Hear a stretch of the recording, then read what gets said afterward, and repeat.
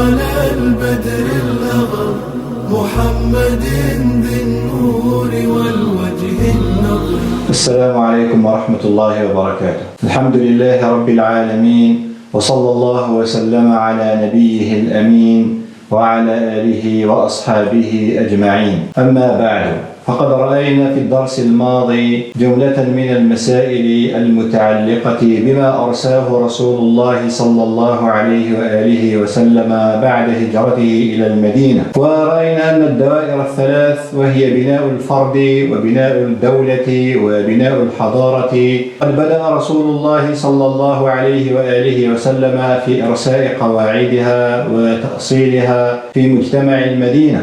فكان الوحي تارة يمد المجتمع المسلم بالتفاصيل والأحكام الجزئية التي تبقى سارية إلى قيام الساعة، من جهة أخرى فإن الوحي أيضا مد المجتمع المدني بالقواعد العامة والأطر الكلية التي يدخل تحتها ما لا ينحصر كثرة من حاجات الناس إلى قيام الساعة. لذلك يخطئ من يقول أن نصوص الكتاب والسنة لا تفي بحاجات الخلق، وهذا مبحث من مباحث الأصول والذي بينه ووضحه ابن القيم رحمة الله عليه في كتابه القيم إعلام الموقعين، ورد على مثل هذه المقولة. فسيرة النبي صلى الله عليه وآله وسلم القولية والفعلية والتقريرية كانت تمد ما ذكرناه من الأسس، وهي الأساس الديني والأساس الاجتماعي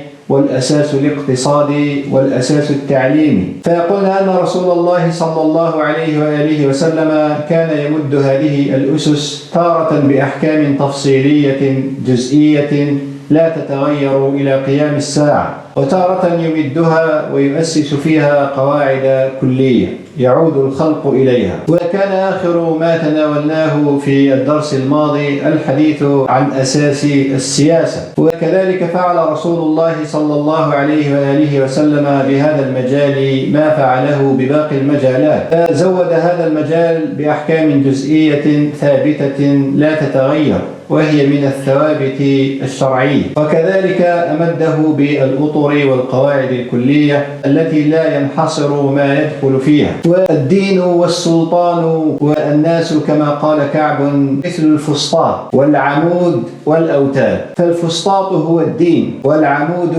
هو السلطان والناس هي الأوتاد، ولا يصلح بعضها إلا بصلاح بعض. وقديما نسب إلى أحد الملوك أنه قد أوصى ابنه حول قضية الملك والدين، فقال له: أي بني، الدين والملك أخوان، الدين هو الأس ويقصد به الأساس والأركان، والملك هو الحارس، فما لا أس له مهدوم وما لا حارس له فضائع. وتقوم السياسة الشرعية في الإسلام على إقامة العبودية على وجه الأرض وعلى استكمال مبدأ الاستخلاف فيها، وهناك قواعد وأسس عامة كالطاعة في المعروف وفي غير المعصية، ومناصحة من ولي أمر المسلمين وأمره بالمعروف ونهيه عن المنكر وتسديده وتقويمه في أعماله وأقواله. وكذلك يتبع من القواعد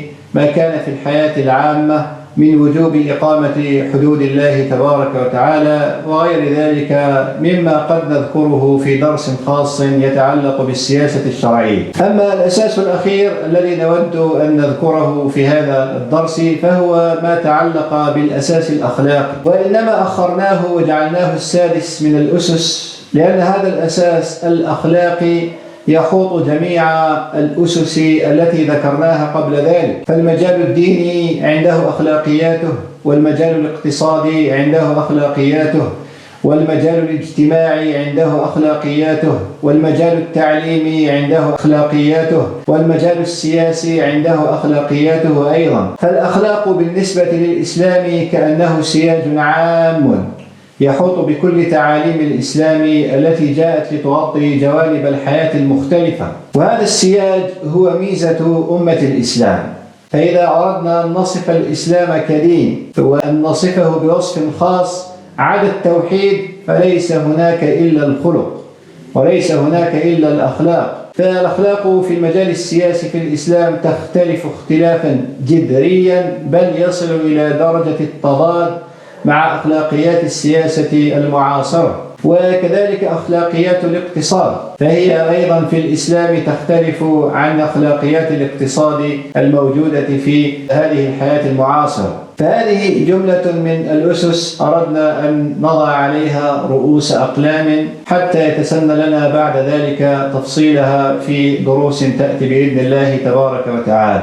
ونختم هذه السلسلة من دروس السيرة النبوية ومواقفها في حياة رسول الله صلى الله عليه وآله وسلم بتذكير أنفسنا وتذكير إخواننا بأهمية تدريس سيرة رسول الله صلى الله عليه وآله وسلم للأولاد، وقراءة كتب المغازي على مسامعهم. ولتكن كتب السيرة وكتب المغازي هي التي ينام على وقعها الأولاد، فهي خير القصص التي تقص على الأولاد قبل نومهم. وهذا كان هدي سلف الأمة، فإنهم كانوا يقرؤون ويدرسون ويعلمون أبناءهم المغازي كما يعلمونهم سور القرآن. والله تبارك وتعالى نسأل أن يحفظنا وإياكم وأن يتقبل منا ومنكم. هذا والعلم عند الله، والسلام عليكم ورحمة الله وبركاته.